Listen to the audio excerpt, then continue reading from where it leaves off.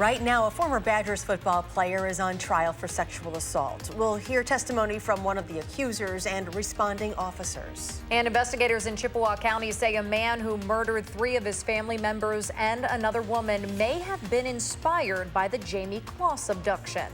Plus, a teenager is expected to face charges for crashing a stolen car into the back of a school bus. We'll hear from an eyewitness who says the driver stole her car a year ago. From the Channel3000.com Alert Center, this is News 3 Now at 6. Day 1 of the Quintez Cephas trial is over, and it is expected to last all week. Today, 2 policemen and one of Quintez Cephas's 2 accusers took the stand. Our Amanda Quintana is at the courthouse with more.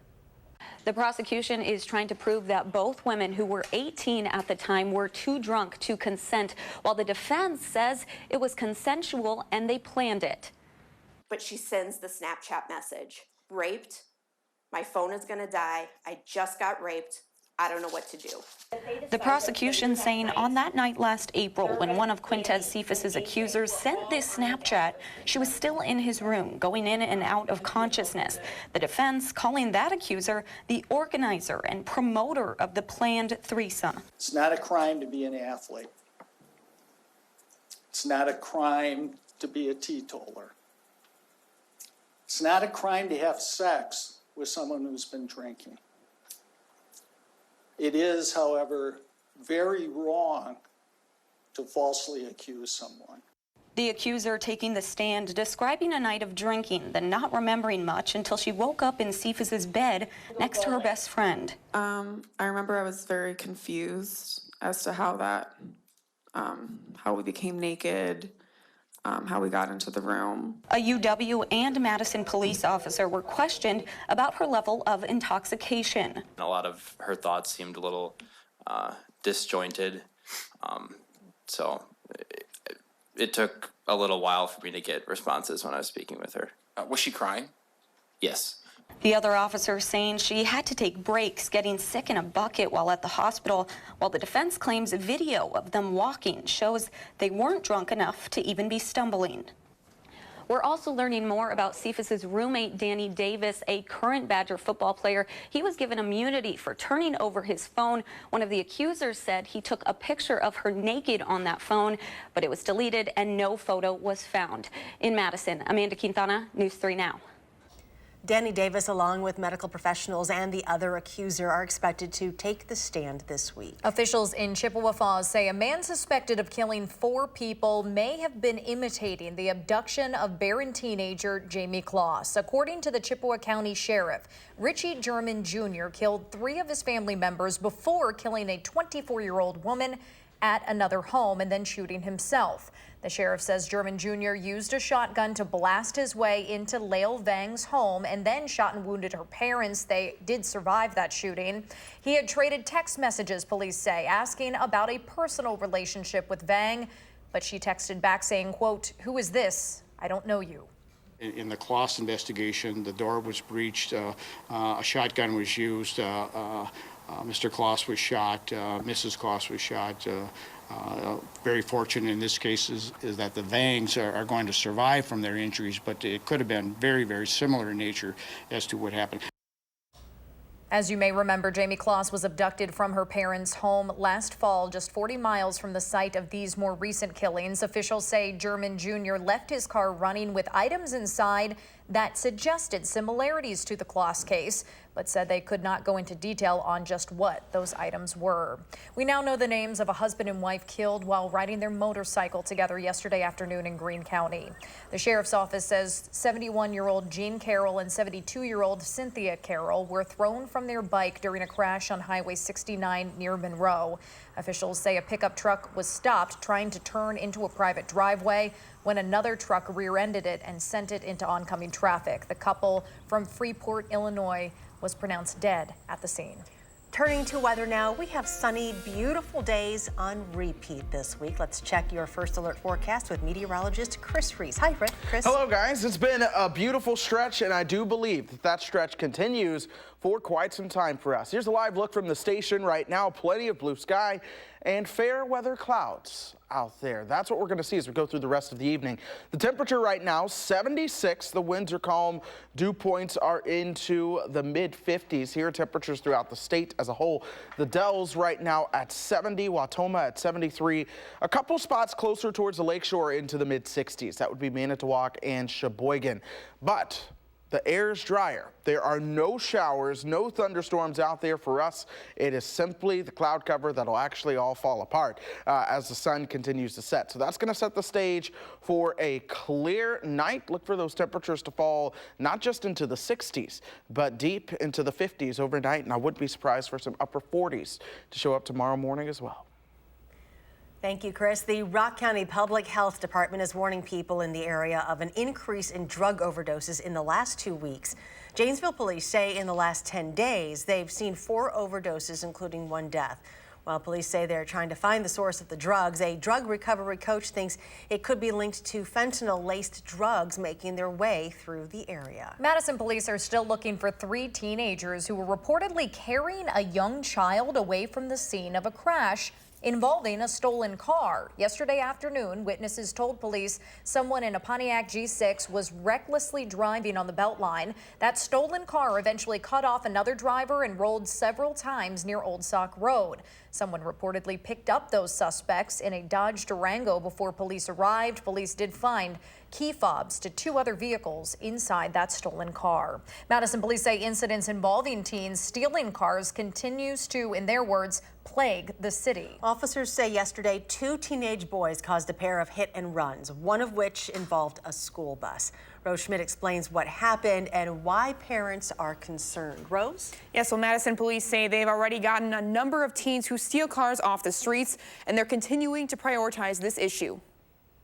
Parents just kind of stood in awe as to what was happening. This mom recounted a scene she can't seem to shake as her 5-year-old son was getting off a summer school bus at Mendota Elementary. We saw this car come speeding down School Road, and the next thing we know, we heard this loud crash. She wants to keep her identity hidden out of fear of retaliation from 17-year-old DeMonte Tillman because she alleges he stole her family's van a year ago.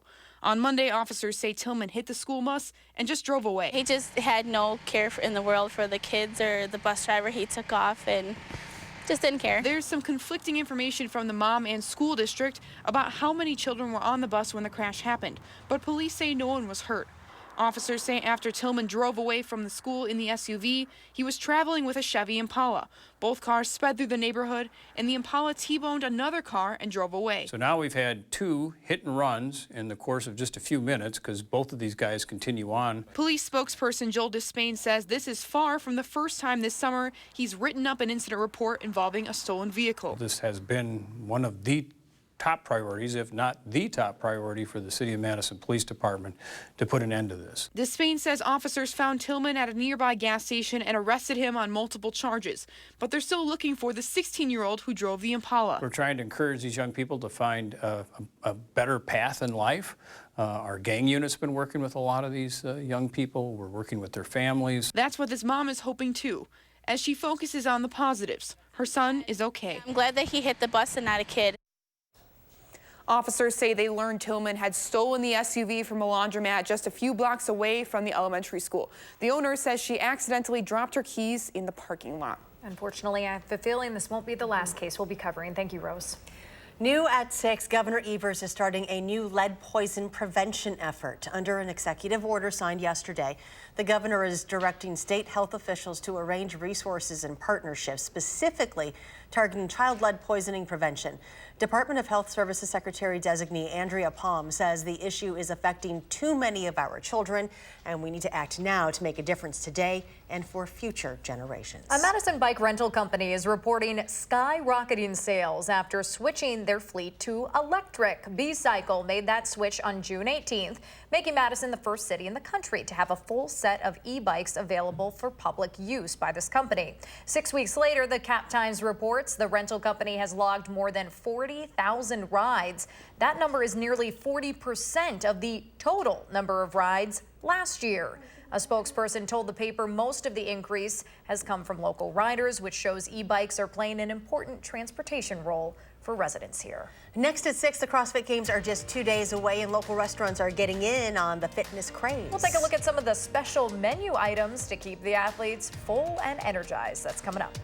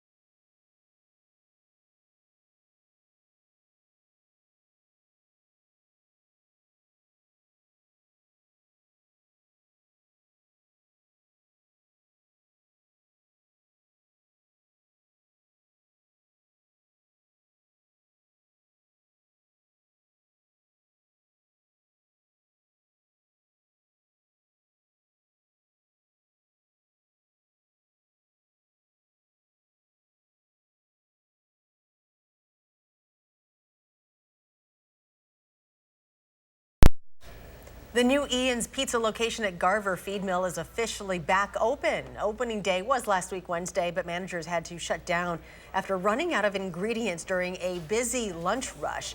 The prep oven that's used to make dough also broke down. An amazing opening. We had a great friends and family event, and we just were like, we're not ready to give them that true. We're not at the point where we can give that true Ian's Pizza experience.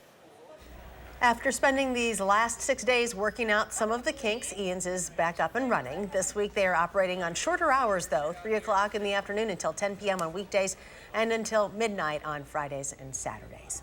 So we are just 2 days away from the start of the CrossFit Games and restaurants are already rolling out those special menus for the week. Jamie Perez went to find out some of those special deals and limited time menu options that we can all find around Madison. Jamie? Yeah, well, you know, the people who are actually coming here for the games are some of the fittest people on earth, and you know what they say, abs are made in the kitchen. Well, I did some heavy lifting for our visitors today. Whether you are a carnivore, vegan, gluten-free, paleo, you name it, there is something for everyone.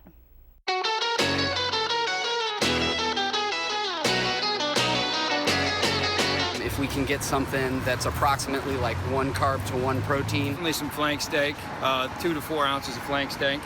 And then a sweet potato, about 153 grams. Regardless of what kind of foodie you are, Well, a lot of times athletes are going to be counting their macronutrition. there is something for everyone to eat during this year's CrossFit Games. If you head over to Cafe Hollander, We've got a special menu here for the CrossFit Games that we created just for the athletes that we can kind of create, get all the nutrients that they need. So we have the Amsterdamer skillet, the broccoli and kale Caesar salad, a Wisconsin bison burger, a Red Devil rubbed roasted chicken thighs, and a seasoned fruit and yogurt. menus catered to athletes like Drew Kelly. Carbohydrate source, a clean protein source, and a clean fat source. So we wanted to create kind of different items that were higher in protein and, you know, a bit leaner and things like that, getting all the things that they wanted and needed for when they're competing.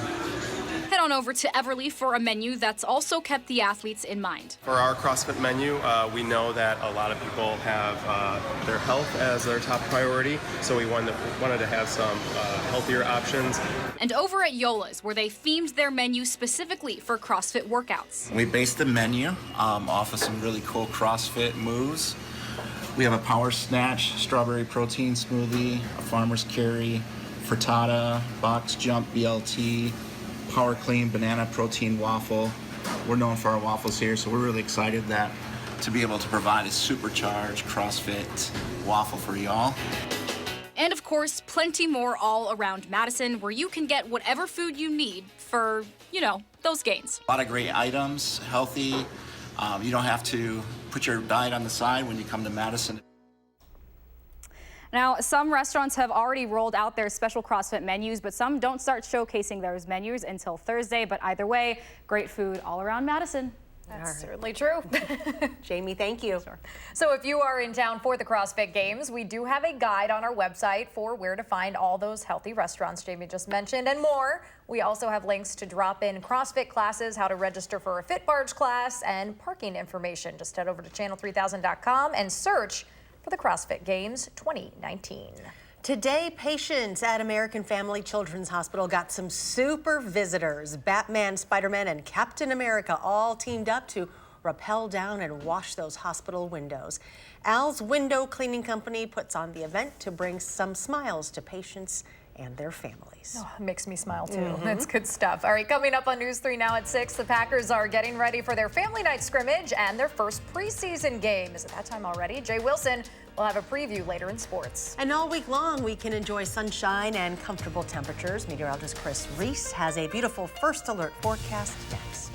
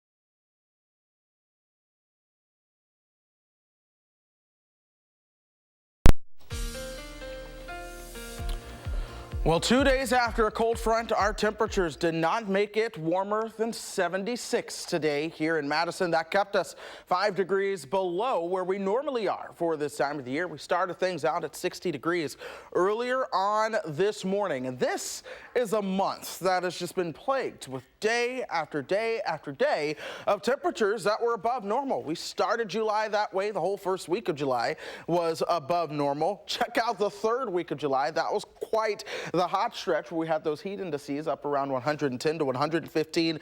We had very few normal days, but we are ending things out. The last 2 days of July will likely be on a colder than normal note. Here are temperatures right now, 76 degrees in Madison, Janesville at 77. We work our way up towards the north just a little bit. The Dells at 70 right now. Watoma was at 69 earlier, so they're finally breaking out of the 60s. Meanwhile, Manitowoc and Sheboygan staying in the 60s for now. And all of these temperatures are substantially cooler than just 24 hours ago. Check out the lakeshore, nearly 15 degrees cooler than 24 hours ago in some spots. Dew point wise, we remain into the lower 50s. That means that air is staying dry and comfortable on the dew point comfort meter. That's going to be the case as we go through the next several days and really rounding out the week as a whole. With the dry air in place, there are no showers and thunderstorms for us, so that's good news. But we are watching some shower and thunderstorm activity. This is along I-29 throughout parts of Nebraska and western Iowa.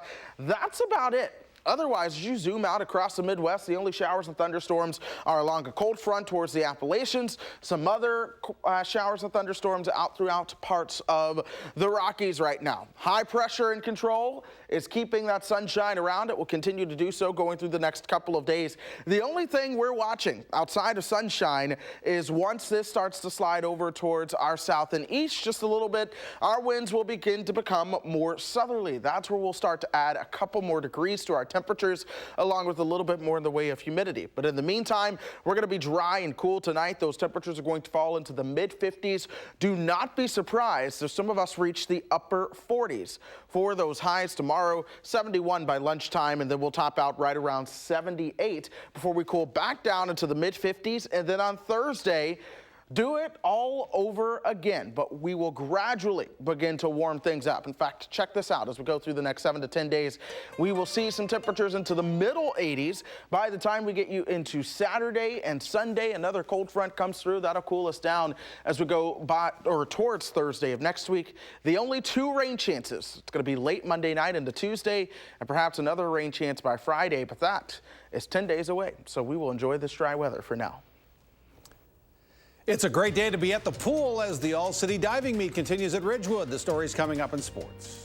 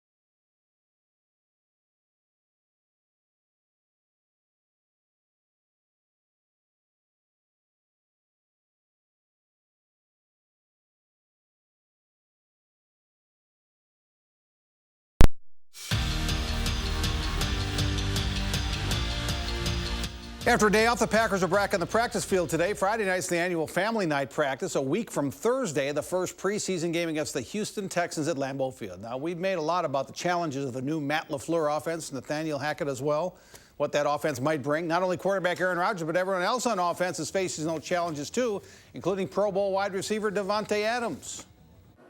I mean, just really be consistent. We gotta one, just master the offense. At this point, we still haven't mastered it. We got a chance to brush up on some things over the 5-week break, and obviously we had all of the those 2 months to get ready. But with an offense like this, it's pretty complex. So it's going to take a little bit of time. I think getting some practice runs, some live stuff in preseason is going to help as well. So it's going to be a process, but I think we're moving at a pretty good speed right now. Badger football starts this week. Tomorrow is media day. The first practice of fall camp is Thursday morning. Now, if you buy any of those preseason preview magazines, there's probably a picture of running back Jonathan Taylor on it. Coming off a 2,000-yard rushing season, big things are expected from Taylor, who tries to focus on getting even better than he is right now. If you didn't have more room for improvement, then you would already be, first in everything. You would be number one in everything. You'd be on your way to the next level. You would be number one overall, everything. You'd be number one everything, and everyone is not number one in everything. So there's always room for improvement, and it's up to you to figure out those things. It's up to you to find out those areas of improvement that you can get better at in order to make yourself a better player. The Brewers begin a 9-game road trip tonight. They'll start in Oakland, play the Cubs at Wrigley Field, then next weekend go to Pittsburgh. Brewers have won their last 2 series against 2 of the better teams in the National League, the Braves and the Cubs. That gives them some momentum, they hope, as they hit the road. Hopefully that's the momentum and the tone setter for us to get that, vibe we had last year and continue that streak to win series from here on out and just to play the ball we know how to play.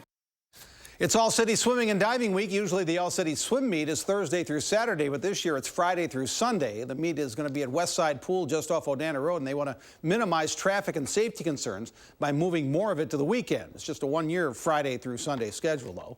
The All-City Diving Meet wraps up at Ridgewood Pool today. A.J. Beard shows off his medal for winning the 10 and under boys division. This is the 15 to 18 girls division. Leah Mickelson represents the Shorewood Sharks, and she represents very well, finishing second. Your winner is Monona's Trinity McNall, but then again, she's used to winning stuff. She was the WIA Division II state diving champion last November. McNall will be a junior at Monona Grove High School this fall. A couple of other age group winners today include the 10 and under crowd, Michaela McQueenie of Monona, the girls champion, and as mentioned, A.J. Beard of Parkcrest takes 10 and under boys. Always feels like the end of summer when that city diving meet comes. Look, we've got plenty of time. Right, Chris? It's not I know, right? Exactly. Plenty of time right now. I feel like the pool's just opened, so let's stay in them for a bit. Hey, tonight, though, still going to be another crisp, comfortable night. We're going to see those lows into the mid-50s. It honestly makes me want to go camping a little bit just talking about this. But, hey, it's going to be a really comfortable night. That nice weather does stretch as we go through the rest of the week. The only 2 rain chances, Monday and Friday. Looking really nice. Yes, very. Thank you all for joining us. We'll see you back here at 10.